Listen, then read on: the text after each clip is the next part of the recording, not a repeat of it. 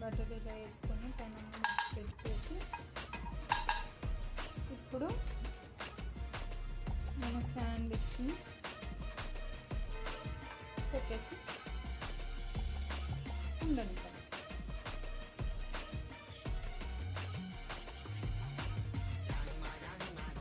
ఆయన కూడా కొంచెం బట్టి పెట్టుకొని పెట్టేసినప్పుడు అసలు కాలేడేకి హెల్ప్ అవుతుంది.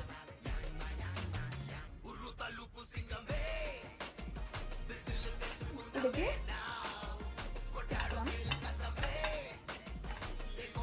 వావ్ సూపర్ కాలింది. మంచిగా ఫ్రై అవుతుంది.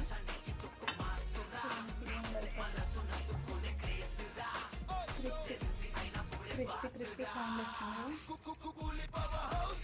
సూపర్ టేస్ట్ ఉంటుంది. Bye guys.